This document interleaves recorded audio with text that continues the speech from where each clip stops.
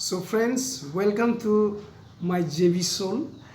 JV Soul লৈ আপোনালোকক পুনৰবাৰ স্বাগতম জনাইছো। বন্ধুসকল, বান্ধৱীসকল, আজি মই আপোনালোকৰ ওচৰত মোৰ প্ৰিয় দুটা বিষয়ৰ ওপৰত কিছু কথা পাতিবৰ কাৰণে আহিছো। প্ৰথম কথা হ'ল কমেডিয়ানসকল আৰু দ্বিতীয় কথা হ'ল আপোনালোকে গমে পায় মোৰ প্ৰিয় বিষয় মিউজিক। সো প্ৰথমে কমেডিয়ানসকলৰ কথা কৈছো। চাওক বন্ধু বান্ধৱীসকল, কমেডিয়ানসকল আচলতে বহুত মহান, কিন্তু আমাৰ মানৱ জাতিটোৰ কাৰণে মই ভাবোঁ খুব এটা গুৰুত্বপূৰ্ণ ব্যক্তি তেওঁলোকে এই দুখৰ দিনতো যিকোনো মুহূৰ্তত আমাক কি কৰে, তেওঁলোকৰ সেই এক্টিংবিলাক দেখি আমাৰ মুখলৈ হাঁহি আহে। গতিকে আমাৰ মুখলৈ হাঁহি অহাটো এটা মই ভাবোঁ অতি গুৰুত্বপূৰ্ণ বিষয়। চ' মই তেওঁলোকক শ্ৰদ্ধা জনাওঁ আৰু এই ভিডিঅ'টোৰ জৰিয়তে মই তেওঁলোকক প্ৰণাম কৰিছোঁ। এতিয়া আহোঁ মই ক'ব বিচৰা দুটামান এনেকুৱা হাস্যকৰ কথা লৈ। চ' ফ্ৰেণ্ডছ, প্ৰথমে হ'ল কি, এজন ব্যক্তিৰ কথা ক'বলৈ ওলাইছোঁ। তেওঁ হ'ল কৃপণ। এক নম্বৰ হ'ল কৃপণ, দ্বিতীয়তে হ'ল তেওঁৰ বিৰাট ইগ', অহংকাৰ থকা, লেবেল মাৰি ভাল পায়। এই ব্যক্তিজন হ'ল কি, এদিন বজাৰলৈ যায়। চ' বজাৰলৈ গৈ তেওঁৰ কি অৱস্থা হয় সেইটো কৈ আছোঁ। চ' প্ৰথমে তেওঁ মাছৰ বজাৰলৈ যায়। মাছৰ বজাৰলৈ গৈ মাছ দাম দৰ কৰিব। দাম দৰ কেনেকৈ কৰিছে সেইটো কৈ আছোঁ। তাৰমানে তেওঁৰ এই যে আঙুলি চাৰিটা আছে, চাৰিওটা আঙুলিতে সোণৰ আঙুঠি আছে। গতিকে তেওঁ সেই মাছৰ ব্যৱসায়ীজনৰ ওচৰলৈ গৈ কৈছিল, এইবিলাক কিমান কেজি, এইবিলাক কেজি কিমান, প্ৰায় মুখৰ ওচৰত লৈ যাব খোজে হাতখনকে। তেতিয়া কি হ'ল, সেই ব্যৱসায়ীজনৰ খং উঠিছিল। সিও কি হ'ল, 6 মাহমান আগতে তাৰ দুটা দাঁত আচলতে ভাঙিছিল কিবা কাৰণত। সিও সোণৰে দুটা দাঁত লগাই লৈছিল। গতিকে সি যিহেতু বুজি পাইছিল যে এই ব্যক্তিজন মোক আঙুঠি, অৰ্থাৎ সোণৰ আঙুঠি চাৰিটাৰ দম দেখুৱাই আছে আৰু মই ইয়াক এসেকা দিওঁ। সিও কি কৈছিল, তেওঁৰ দাঁত দুটা দেখুৱাকৈ কৈছিল 20 টকা পোৱা, 20 টকা পোৱা, যাতে দাঁত কেইডাল দেখা পায়। দুডাল দাঁত আছিলতো সোণৰ। চ' সি কিন্তু লগে লগে বুজি পাইছে, বাবা ই দেখোন মোক এইটো ৰিপ্লাই দিছে, মই সোণৰ আঙুঠি দেখুৱাইছোঁ, ই দাঁততে সোণ, বাবে সোণৰ দাঁত পিন্ধাই, ইও কম নহয়।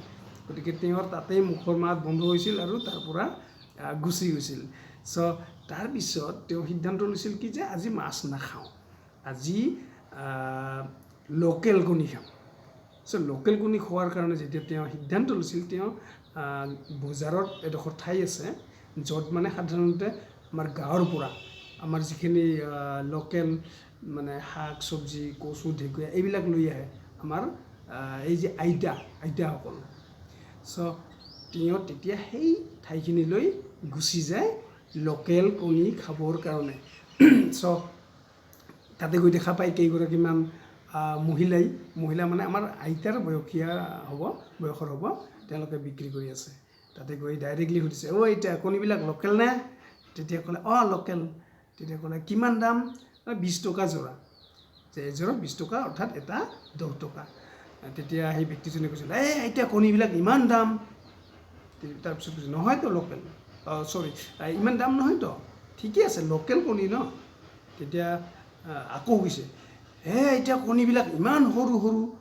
এইবাৰ কিন্তু আইতাকৰ খং উঠিছিল, কণী সৰু সৰু ক'বলৈ আহিছা, হিম্মত যদি আছে তাকে দুটামান পাৰি দেখুৱাচোন, কেনেকুৱা দেখা পাম তেতিয়া। কণী সৰু সৰু ক'বলৈ আহিছা, নাম নাজানো, এনেকৈ কৈছিল আইতাগৰাকী। কিন্তু লগে লগে লাজ পালে, বাপৰে বাপ, কি ঠাইত আহি পালোঁ, মোকে কণী পাৰিব কয় আৰু এতিয়া। আইতা তোমাৰ কণী নাখাওঁ আৰু, এনেকৈ কয় নেকি? আপুনি দিব নোৱাৰা বুলি কওঁ, ওলোটাকৈ মোকে আৰু কণী পাৰিব কৈ আছে। তেতিয়া কি কৰিল, সেই মানুহজন তাৰ উপায় নাই, অলপ লাজ পালে মানুহবিলাক হাঁহিব ধৰিছিল।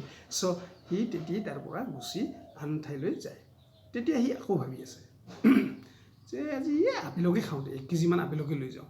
তেতিয়া সি আকৌ ফলৰ বজাৰলৈ যায়। তাতে ফলৰ ওচৰলৈ গৈ কৈ দিছে কি, ভাই এই আপেল মোক 1 কেজি লাগে, কিমান দাম? তাৰপিছত দোকানীজনে কৈছিল যে 200 টকা কেজি। তেতিয়া সেই কৃপণ ব্যক্তিজন, তাৰতো আৰু স্বভাৱে তেনেকুৱা, সি লগে লগে কৈছিল 50 টকা যদি হয় 1 কেজি দিয়ক। এইবাৰ সেই ব্যক্তিজনৰো খং উঠিছিল, দাদা আপুনি কি দাম দৰ কৰে?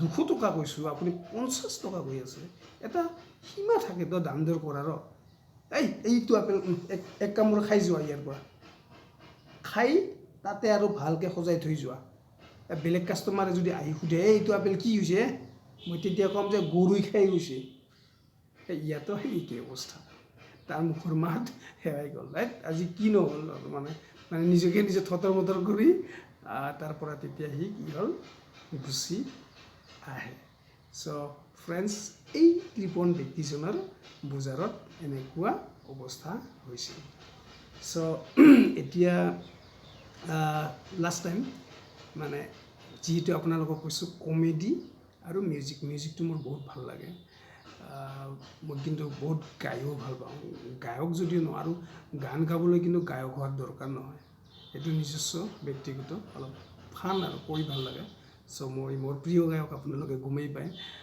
যিশুৰাজ চ' যিশুৰাজৰ মানে গীতৰ দুটামান লাইন গাব বিচাৰিছোঁ বেয়া হ'ব আগতীয়াকৈ মাৰ্জনা বিচাৰিছোঁ ঠিক আছে ফ্ৰেণ্ডছ মই গাই দিছোঁ